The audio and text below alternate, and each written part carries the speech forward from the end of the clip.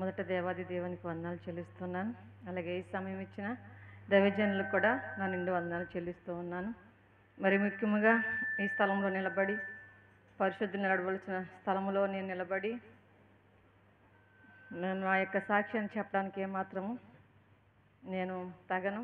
కానీ మరి దేవుడు మా కుటుంబాన్ని మా కుటుంబంలో నుంచి నన్ను ఎలా దేవుడు మార్చాడో మరి నా సాక్ష్యాన్ని చెప్పాలని నేను ఆశిస్తూ ఉన్నాను.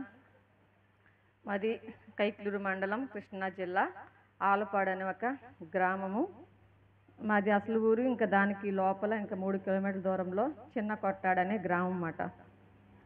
మరి ఆ గ్రామంలో మా నాన్నగారు ఆ గ్రామానికి పెద్దగా ఉండేవారు. ఎవరన్నా క్రైస్తవులు మరి ఆ గ్రామంలో ఉంటే వారిని ఆ యొక్క ఊరి నుంచి వెలివేసేవారు. క్రైస్తవులు అంటే ఇష్టపడేవారు కాదు. మా యొక్క బంధువుల్లోనే మా పెద్దనాన్నగారు అబ్బాయికి క్రైస్తవ వివాహం చేస్తే వారిని వారి కుటుంబ సమేతంగా ఊర్లో నుండి వెలివేసారు. అలా కొంతకాలం పోయిన తర్వాత మరి అదే గ్రామంలో ఉంటుండగా మరి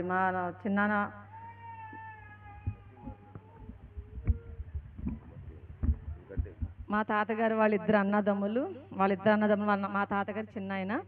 పెద్ద తాతగారి కొడుకులకి మా నాన్నగారికి స్థలం యొక్క తగాదా విషయంలో గొడవలు వస్తే మేము ఇంకా ఆ ఊరిలో ఉండకుండా ఆలపాడని గ్రామానికి మా చదువుల నిమిత్తము ఆ ఊరి నుంచి రావడం, లోపల నుంచి రావడం చాలా కష్టమైపోతుందని మా చదువుల నిమిత్తం మేము ఆలపాడు వచ్చేసాము. మేము మొత్తం 10 మందిమి, 7 అన్నయ్యల తర్వాత అక్క తర్వాత నేను, నా తర్వాత తమ్ముడు. మేము 10 మంది మాట. అయితే నేను 9వ దాన్ని. దేవుని దయవల్ల 10 మంది కూడా క్షేమంగానే ఉన్నాము. పోయిన సంవత్సరమే ఒక అన్నయ్య చనిపోయారు. అమ్మ నాన్న కూడా లేరు. అయితే దేవుడు ఎలా మార్చాడంటే నాన్నగారికి భయంకరమైన ఎక్కువ పూజలు చేస్తూ ఉండేవారు. ఎక్కువ అంటే ఆంజనేయ స్వామిని ఎక్కువగా పూజిస్తూ ఉండేవారు. మా ఇంట్లో మొదటగా అసలు విగ్రహారాధన అంటే ఏంటో తెలిసేది కదా. నామకార్థంగా సంక్రాంతి వస్తే పండగ చేసుకుని మూలను పెట్టుకోవడం అయ్యే తప్ప రోజు మాకు ఇంట్లో విగ్రహారాధన జరిగేది కాదు. మా 3వ అన్నయ్యకి వివాహం అయింది. మా వదిన వచ్చిన తర్వాత మా ఇంట్లో బాగా విగ్రహారాధన ఎక్కువైపోయిన తర్వాత మా నాన్నగారు ఇంక అప్పటి నుంచి బాగా పూజలు చేయడం మొదలుపెట్టారు. నా 5వ అన్నయ్య అయితే మరి నల్ల బట్టలు వేసుకుని మరి వెళ్ళిన తర్వాత ఆయనతో పాటు మా నాన్నగారిని కూడా బట్టలు వేసుకోకుండానే నాన్నగారిని వెళ్ళి వచ్చిన తర్వాత మా నాన్నగారికి ఏమైందో తెలీదు.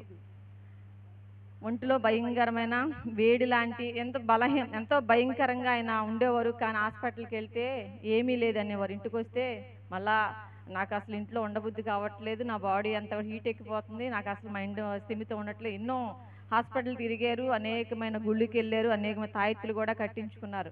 కానీ ఏ ప్రయోజనము లేదు. అయితే ఒక దినాన్ని ఏం చేశారంటే అన్నీ మరి వెళ్ళారు, అన్నీ చూసుకున్నారు. ఎలాగైతే 12 సంవత్సరాల రక్తస్రావ స్త్రీ ఎలా అయితే తనకు ఉన్నదంతా వేయం చేసుకుందో అలాగే ఉన్నదంతా వేయం చేసుకున్న తర్వాత మా నాన్నగారు ఒకటే అనుకున్నారు, ఈ దేవుళ్ళందరినీ నమ్ముకున్నాను, వీళ్ళే శాశ్వతం అనుకున్నాను, కానీ వీళ్ళెవరు కూడా నన్ను రక్షించలేదని ఒక రోజు ఏమనుకున్నారంటే నన్ను ఏ దేవుడైతే రక్షిస్తాడో ఆ దేవుని నేను నమ్ముకుంటానని చెప్పేసి అనుకుని పడుకున్నారంట. పడుకుంటే రాత్రి స్వప్నంలో ఆకాశంలో నుంచి యేసుప్రభు వారి ముఖం కనబడిందంట. అయితే ఈయన నిజమైన దేవుడని అనుకున్న ఎప్పటి నుంచో ఈ ఎడమ చేతి ఈ యొక్క గూడు మీద చాలా బాధ వచ్చేసింది. వెల్లుల్లిపోయి నూరు పట్టు కూడా వేసుకునేవారైనా ఆ నొప్పి తగ్గలేదు. ఎప్పుడైతే దర్శనంలోకి యేసుప్రభు వారు వచ్చి కనిపించారో అప్పుడు నాన్నగారికి ఆ నొప్పి తగ్గిపోయింది. ఉదయం లేచి అమ్మకి చెప్పారు, నాకు ఇలాగా యేసుప్రభు వారు నాకు రాత్రి కల్లోకి వచ్చారు, నాకు మరి ఎప్పటి నుంచో ఉండే ఉన్న బాధ తగ్గిపోయింది కాబట్టి మనం ప్రార్థనకి వెళ్దాము అని చెప్పేసి అమ్మతో చెప్పినప్పుడు అన్నయ్యలందరికీ మామూలు కబుర్లు పంపించి చెప్పారు. అప్పటికే మా పెద్ద వదిన దొంగచాటుగా ప్రార్థనకి వెళ్తుంది, 2వ వదిన కూడా వెళ్తుంది. ఎలా మేము ప్రార్థనకి వెళ్తున్నామని తెలిస్తే మమ్మల్ని కూడా ఇంట్లోంచి వెళ్ళేస్తారని మా నాన్నగారికి భయపడి ఎవరు కూడా బయటికి తేలలేదు. అప్పుడు మేము కూడా ఎప్పటి నుంచి మీకు భయపడి మేము ప్రార్థన చేసుకుంటున్నామండి, మీరు ప్రార్థనకి వెళ్తున్నారు కాబట్టి మేమంతా కూడా సిద్ధంగా ఉన్నామని చెప్పారు. అప్పుడు మా ఊరికి ప్రక్కనే తాడినాడని ఒక గ్రామం ఉంది. అక్కడ వారం లెక్కల ప్రార్థనకి వెళ్తారన్నమాట. ఒక దైవజనుడు ఉన్నారు, అక్కడికి వెళ్తే మీకు బాగుంటుందని చెప్పి ఎవరో చెప్తే అక్కడికి వెళ్ళిన తర్వాత ఆయన అన్నారు 7 వారాలు రమ్మన్నారు. 7 వారాలు రమ్మన్న 7 వారాలు వెళ్ళినా ఆయనకి ఏమి తగ్గలేదు. అప్పుడు ఒకటే నిర్ణయించుకున్నారు, మనం ఎక్కడికో దూర ప్రాంతం ఎందుకు వెళ్ళాలి, మన స్వగ్రామంలోనే మరి మనం వెలివేయబడినటువంటి వాళ్ళు ఉన్నారు కాబట్టి వాళ్ళ దగ్గరికి వెళ్దామని నాన్న అన్నప్పుడు ఆ రోడ్డు మా ఇంటి ముందు నుంచి మా బాబాయ్ పాస్టర్ గారు అన్నమాట, ఆయన వెళ్తూ ఉంటే అన్నయ్య ఆపి, బాబాయ్ ఇలాగా నాన్న మరి ప్రార్థన రావాలనుకుంటున్నారంటే, ఇంకేముంది నాన్న తీసుకొచ్చాడంటే, ఇంకా ఆ రోజు మేము చిన్న కొట్టాడని మా అసలు ఊరికి ప్రార్థనకు వెళ్ళాము. అక్కడికి వెళ్ళిన తర్వాత మరి నాన్నగారికి నయమైంది. వాళ్ళు అనేక దినాలు ఉపవాసం ఉండి ప్రార్థన చేశారు. ఈ తరుణంలో నేను వేసేటప్పుడు అప్పుడు నాన్నగారు వాళ్ళు మరి హిందువులుగా ఉన్నప్పుడు మనం మొక్కుకున్న మొక్కుబడులు తీర్చబోతే మన దేవతల దెయ్యాలు ఏమని తినేస్తాయేమని భయంతో ఏం చేశారంటే మొక్కుబడి చెల్లించాలని చెప్పేసి కొల్లేటి కోట ఆవిడ దగ్గరికి వెళ్ళి మొక్కుబడి చెల్లించారు. నేను కూడా మొక్కుకున్నాను. ఎలా అంటే 7వ తరగతి పాస్ అవుతే 101 తిరిగి 5 కొబ్బరికాయలు కొడతాను మొక్కుకున్నాను. అదే రీతిగా మరి నేను మొక్కుకున్న మొక్కుబడి చెల్లించాలని చెప్పేసి నేను 101 ఆ గుడి చుట్టూ తిరిగాను. 5 కొబ్బరికాయలు కూడా కొట్టాను. నాకు చిన్నప్పటి నుంచి కూడా నేను హిందువుగా ఉన్నప్పటి నుంచి ఎక్కువ భక్తి, ఎక్కువ నాన్నగారు పూజ చేయకపోతే రోజు ఇంట్లో దీపారాధన నేను చేసేదనమాట. ఆ విధంగా అంత భక్తిగా ఉండేదాన్ని. దేవుని దయ వల్ల 7వ తరగతి అయిపోయింది.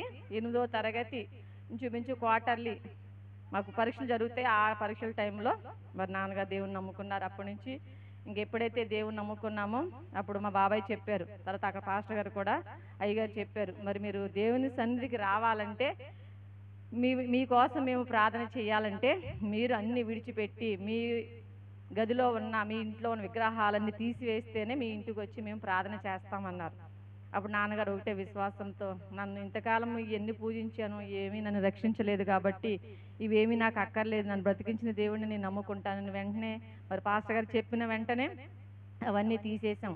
అప్పుడే చెప్పారు, మీరు హిందువుల పెళ్ళిళ్ళకి కానీ మీ బంధువుల పెళ్ళిళ్ళకి కానీ మీ బంధువులు దేనికి ఇదే మీరు వెళ్ళకూడదు అని వాళ్ళు చెప్పినప్పుడు దేవుడే మమ్మల్ని బ్రతికించినప్పుడు వాళ్ళందరూ మాకెందుకని చెప్పేసి మేము అప్పటి నుంచి కూడా అందరి ఇళ్ళకి వెళ్ళడం మానేసాం. మాకు చాలా మంది బంధువులు అంటే 2 అన్నదమ్ముల తరపున మా తాత, పెద్ద చిన్న తాత బిడ్డలకి మొత్తం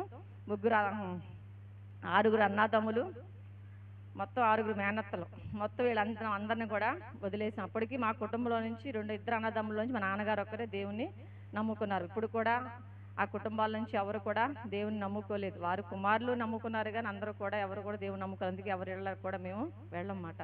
అలా దేవుని దయ వల్ల మరి దేవుని తెలుసుకున్నాము. దేవుని తెలుసుకున్న సంవత్సరంలోనే నాకు భయంకరమైన మెదడు వ్యాపు, అది బ్రెయిన్ ఫీవర్, అంటే మెదడు వాపు వ్యాధి, అంటే మెదడు వాస్తుందంట. అది భయంకరమైన తలపోటు వస్తుంది. దానికి మందులు లేవు ఆ దినాల్లో. అంటే 92వ సంవత్సరం, 93వ సంవత్సరం, అంటే 93వ సంవత్సరంలో ఆ టైంలో మా చిన్నాన్నగారు అబ్బాయికి భయంకరమైన ఈ మెదడు వ్యాధి వస్తే అతను కూడా హాస్పిటల్ తిప్పితే వారు ఏ ప్రయోజనం లేక దేవుని సన్నిధిలో పెట్టి ప్రార్థన చేసినప్పుడు ఆయన బ్రతికాడు. ఆ విధంగానే ఆ దినాల్లో మరి మెదడు వ్యాధికి మందులు లేవు. ఇంకెక్కడికి తీసుకెళ్లేదు నన్ను. ఏమన్నారంటే, నాన్నగారు నన్ను బ్రతికించిన దేవుడు నా కుమార్తెను బ్రతికిస్తాడు, చనిపోతే దేవుని రాజ్యానికి వెళ్తుంది, బ్రతికుంటే ఈ లోకంలో ఉండి ఆయన దేవుని సేవ చేస్తుందని ఒకే నిబంధనతో నన్ను చర్చిలో పెట్టి ఇంచుమించు 30 దినాలు ప్రార్థన చేశారు. ఒక్కరోజు కాదు, దేవుని సేవకులు ఒక పూటే భోజనం చేసి సాయంత్రం ఉపవాసం ఉండారు. తర్వాత 3 రోజులు కటిక ఉపవాసం ఉన్నారు. ఆ 3 రోజులు కటిక ఉపవాసంలో నేను చనిపోయినట్లు సమాధులు వచ్చేస్తున్నాయంట కల్లోకి. వచ్చేస్తుంటే ఆ రోజు ఇంకా తెల్లవారులు కూడా నిద్రపోకుండా ప్రార్థన చేశారు. ప్రార్థన చేసినప్పుడు ఎప్పుడైతే తెల్లవారులు నిద్రపోకుండా ప్రార్థన చేశారు, ఆ ఉదయం లేచి కూర్చుని అప్పుడు ఇడ్లీ తిన్నాను. దేవుని సేవకులు కూడా ఆ నెల రోజుల్లో కూడా, అమ్మా నేను ప్రార్థన చేసి ట్యాబ్లెట్ ఇస్తున్నాను, ఈ ట్యాబ్లెట్ వేసుకోమన్నా సార్ నేను కూడా అనేదాన్ని, బ్రతికితే దేవుని కొరకు బ్రతుకుతాను, లేకపోతే ఆయన రాజ్యానికి వెళ్తానని చెప్పేసి ఆ ట్యాబ్లెట్ కూడా నేను వేసుకోలేదండి. ఆ విధంగా మరి ఒక్క ట్యాబ్లెట్ కూడా వేసుకోకుండా ఆ బ్రెయిన్ ఫీవర్ వ్యాధి నుంచి నేను స్వస్థత నొందాను. ఇంకొకటే నిర్ణయించుకున్నారు, నేను ఒకటే నిర్ణయించుకున్నాను, నేను దేవుని సేవ చేస్తాను. అలాగే నాకు 10th క్లాస్ అయిపోయింది. ఇంటర్ కూడా నేను చదివేశాను. ఇంటర్ కూడా అయిపోయిన తర్వాత ఇంటర్ నేను సెకండ్ ఇయర్ కొన్ని సబ్జెక్ట్స్ ఆగిపోతే అన్నయ్య అన్నాడు, సరే నువ్వు ఖాళీగా ఉండొద్దు, డిగ్రీ కట్టమన్నప్పుడు నేను డిగ్రీ కట్టిన తర్వాత ఈ దాంట్లో నాకు 10th క్లాస్ సర్టిఫికేట్ మీద అన్నయ్య ఏం చేశాడంటే కోట, దాన్ని ఏమంటారు మనం రేషన్, అది నేను ఇంటర్వ్యూకి వెళ్తే నేను సెలెక్ట్ అయ్యాను. అది అన్నయ్య చేస్తూ ఉండేవాడు. అన్నయ్య చేస్తున్న తరుణంలో అన్నయ్య ఏం చేశాడు, నువ్వు ఒక 4 నెలలు తెచ్చుకున్న వాడిన తర్వాత అన్నయ్య దగ్గర డబ్బులు లేక నేను కట్టలేను, నేను తెచ్చుకోలేను అని అంటే, సరే అని అది నాదే కాబట్టి నేనే చేసుకుంటా, నాకు ఇచ్చి అన్నప్పుడు అన్నయ్య నాకు ఇచ్చేశాడు. నేను 2 నెలల పాటు ఆ రేషన్ తెచ్చి ఇచ్చిన తర్వాత 3వ నెలలో కూడా నేను మరి డబ్బు కడితేనే కదా రేషన్ ఇస్తారు. ఆ కట్టే సమయంలో నాకు అన్నయ్య ఏం చేశాడంటే, అమ్మా మరి నీకు నీ రేషన్ టైంకి నేను డబ్బులు నీకు ఇస్తాను, ఈ డబ్బులు నాకు ఇయ్యి అన్నప్పుడు నేను అన్నయ్యని నమ్మి ఆ డబ్బులన్నీ అన్నయ్యకి ఇచ్చాను. ఇస్తే మరి నెక్స్ట్ మంత్కి మరి రేషన్ తెచ్చుకోవాలని డబ్బులు కడితేనే, డీడీ కడితేనే కానీ మనకి రేషన్ ఇవ్వరు. టైం వచ్చేసింది. టైం వచ్చేసినప్పుడు డబ్బులు లేవు. అన్నయ్య డబ్బులు అన్నాను. అమ్మ ఉండి ఇస్తానన్నాడు. అదే మాట మీద నమ్మి నేను అన్నయ్యకి ఇచ్చాను. తర్వాత మా అన్నయ్యను కూడా ఇంకో 5వ వదిన కూడా అన్నయ్య మాట ప్రకారంగానే ఆ వదిన దగ్గర గోల్డ్ ఉంటే అది తీసుకుని నేను తాకట్టు పెట్టి తెచ్చుకున్నాను, అన్నయ్య ఇస్తాడన్న దాంతో. అయితే అప్పుడు కూడా అన్నయ్య ఇవ్వలేదు. మళ్ళీ వదిన నన్ను అడిగింది. ఆ డబ్బులు కట్టడానికి మా మేనగోళ్ళ రెండో అన్నయ్య కూతురు దగ్గరికి వెళ్ళాను. అమ్మాయిలా నేను కట్టాలి అని అంటే అక్కడ కూడా నాకు ప్రయత్నం విఫలమైపోయింది. అప్పుడు నా మనశ్శాంతి లేదు. స్కూల్లో చేస్తున్న ఆ టైంలోనే నేను ఇంటర్ అయిపోయినా ఖాళీగా ఉన్నానని చెప్పేసి ఇంటి పక్కనే స్కూల్ ఉంది, ఆ స్కూల్లో టీచర్గా చేస్తూ ఉన్నాను.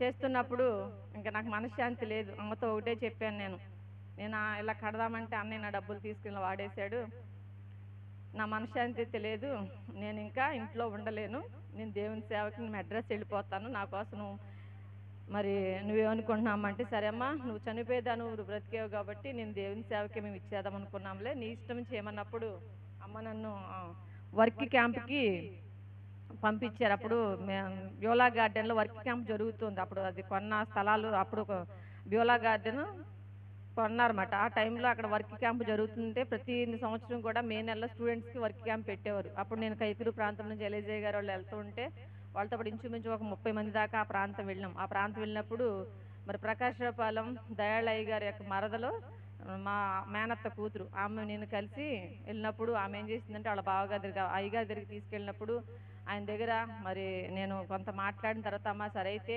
నువ్వు మారు మనసు పొందాలి అన్నప్పుడు నేను తర్వాత అక్కడ స్టూడెంట్ క్యాంప్ అదే వర్క్ క్యాంప్ నుంచి వచ్చేసిన తర్వాత నేను ప్రకాశపాలెం మీటింగ్స్ పెట్టినప్పుడు ఆ ప్రాంతానికి వెళ్ళినప్పుడు అయ్యగారు ఒకటే చెప్పారు, అమ్మ నువ్వు మారు మనసు పొందన్నప్పుడు అలాగే అయ్యగాడని చెప్పేసి ఆ మీటింగ్స్ అయిపోయిన తర్వాత నేను ఏప్రిల్ మాసంలో నేను అక్కడికి వెళ్ళిపోయాను మారు మనసు పొందడానికి.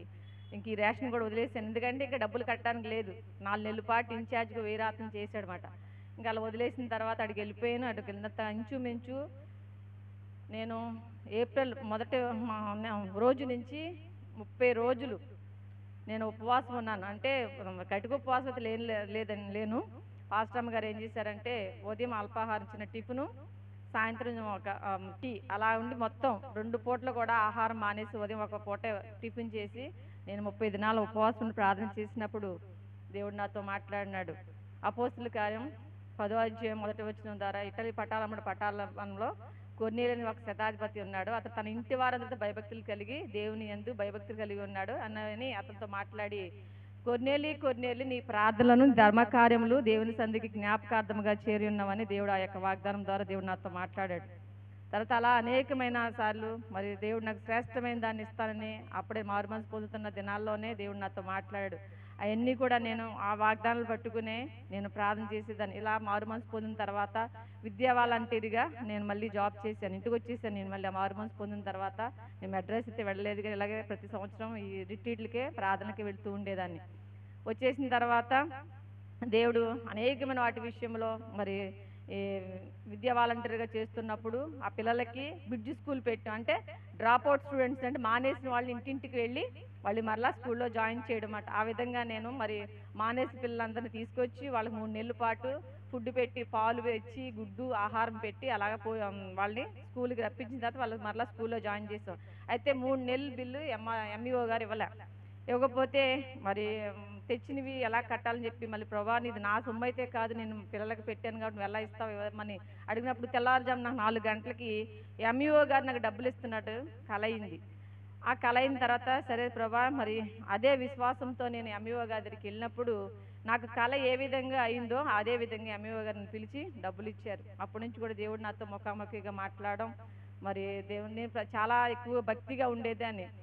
బాబు కూడా నేను ఒకసారి ప్రకాశపాల్ మీటింగ్స్కి వచ్చినప్పుడు నేను తెల్లవారుజామున 2 గంటలకే లేచి నేను ఆయన ఎవరో నాకు తెలియదు, కానీ ఆ స్థలానికి మరి దేవుని సేవకులు ప్రకాశపాలు అయ్యగారు మీటింగ్స్కి ఇన్వైట్ చేశారన్నమాట. అప్పుడు నన్ను చూశారు. ఆయన ఎవరో నాకు తెలియదు, నేనెవరో ఆయనకు తెలియదు. అయితే మా నాన్నగారు అనుకున్న ఆ టైంలో మరి పాస్టర్ గారు ఆ ప్రకాశపాలెం మీటింగ్స్కి వచ్చినప్పుడు నాన్నగారు చూసి అనుకున్నారంట, ఇలాంటి వ్యక్తి నాకు అల్లుడుగా ఉంటే బాగుంటుందని ఆయన మనసులో అనుకున్నారంట. అనుకున్న తర్వాత పాస్టర్ గారికి చెప్పారంట. చెప్తే బాబు అయితే ప్రార్థన చేద్దామండి అన్నారు. ఎవరు ఇంకా మా నాన్నగారు ఇంటికి వచ్చేసి ఎవరికాలం వెళ్ళిపోయాము, మాకు తెలియదు అసలు. అయితే ఇంకా నాన్నగారు నాకైతే ఇంట్లో వివాహం చేయాలని మా నాన్నగారు ఏమన్నారంటే, నేను మరి చాలా ఆస్తిని పుట్టాను కాబట్టి అప్పటికే అమ్మగారికి నాన్నకి చాలా వయసు వచ్చేసింది. ఒకవేళ మేము బ్రతుకుండగానే వివాహం చేస్తేనే బాగుంటుంది అని చెప్పేసి, మేము చనిపోతే మరి అన్నలు చేస్తారు, వదిన గారు చేస్తారో లేదో తెలియదు అని చెప్పేసి నాన్నగారు అనేవారు. ఒకటే మాట అనేవారు, నీకు ఒక దారి అయితే అనేవారు. నేను అనేదాన్ని, నాన్నగారు నేను వివాహము చేసుకోను, నేను మీ దగ్గరే ఉంటాను అని చెప్పేసి అనేదాన్ని. లేదమ్మా నీకు వివాహం చేయాలన్నప్పుడు అప్పుడు కులం చూసుకోలేదన్నమాట. కులం చూసుకోకుండా ప్రార్థన చేస్తూ ఉన్నారు. అప్పుడు అన్నయ్య అన్నాడు, మా చెల్లికి మేము కులం చూసుకోండి, ఎవరైనా సరే దేవుని నమ్ముకున్న వాళ్ళనే చేస్తా ఉన్నప్పుడు నేను ఒకటే చెప్పాను, మీరు ఆ విధంగా కులం చూసుకోకుండా వేరే కులానికి అదే వేరే కులం చూస్తున్నారు కాబట్టి నేను ఇతర సంఘాలు నేను చేసుకుంటే ఎల్ఎఫ్ సంఘంలోనే నేను చేసుకుంటాను, నాకు ఎల్ఎఫ్ఏ కావాలని చెప్పి నేను పట్టుదల కలిగి ఉన్నాను. సరే అప్పుడు ఏం చేశారంటే, అప్పుడు దయాళయ్య గారు ప్రకాశపల్లి దయాళయ్య గారు అన్నారు, సరే అమ్మ మరి వివాహం కోసం నువ్వు ప్రార్థన చేసుకో అన్నప్పుడు నేను మేరీటిడికి నేను మెడ్రాస్ వెళ్ళాను.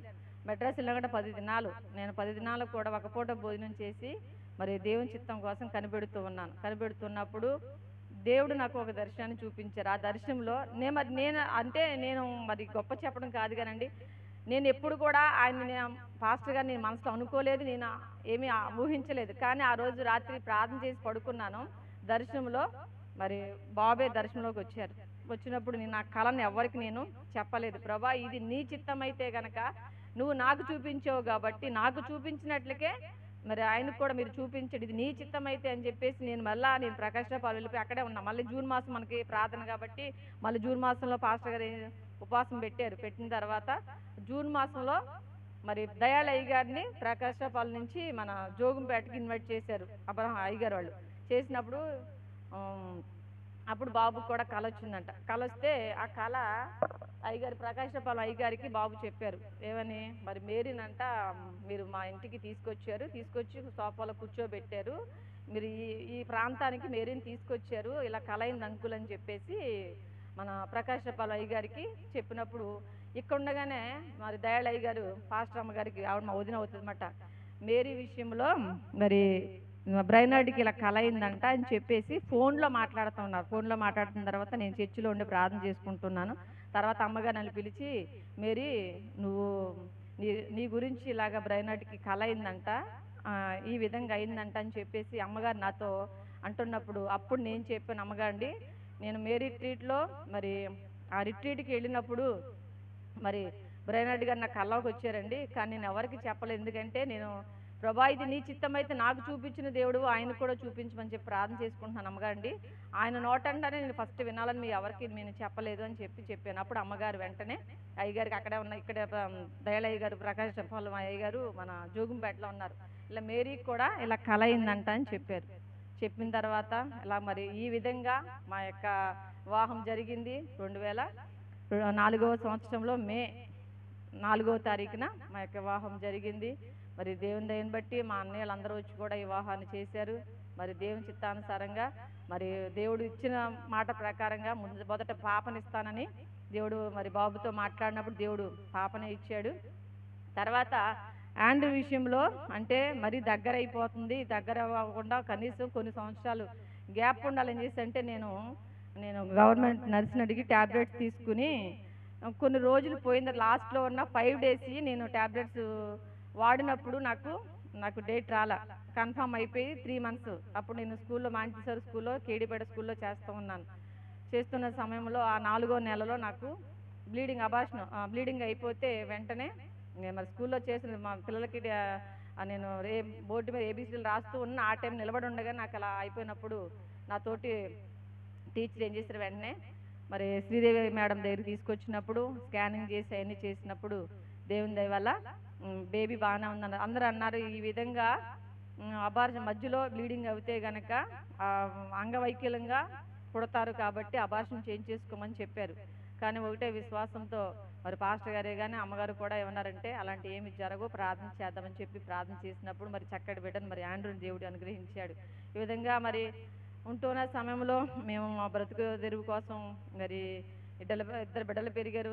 మా ఇద్దరికి ఇద్దరం అయ్యాం, మొత్తం నలుగురు అయ్యాం. మరి కుటుంబ పోషణ ఇబ్బందిగా ఉందని కొంతకాలం ఉద్యోగం చేసుకోవాలని మేము హైదరాబాద్ ప్రాంతానికి వెళ్ళిపోయాము.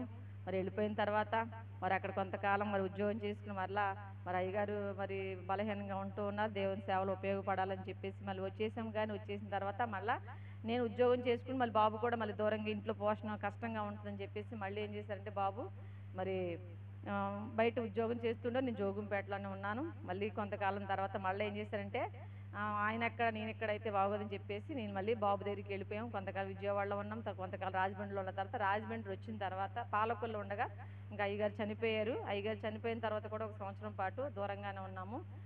మళ్ళీ ఎప్పటికైనా మళ్ళీ అమ్మగారు ఒక్కరే ఉంటున్నారు, మీరుంటే కొన్ని దూరంగా ఉండి ఉద్యోగం చేసుకున్నా నేను అమ్మగారి దగ్గర ఉంటానని చెప్పేసి మళ్ళీ పిల్లల్ని తీసుకుని వచ్చేసి నేను మరి జోగుంపేటలోనే ఉన్నాను.